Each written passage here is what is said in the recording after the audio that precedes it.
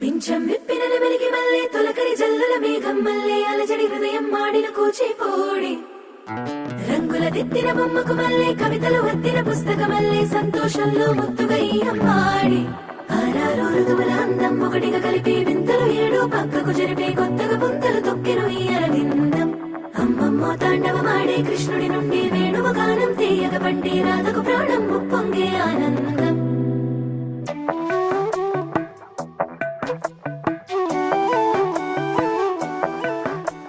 మధురము కదా ప్రతొక నడక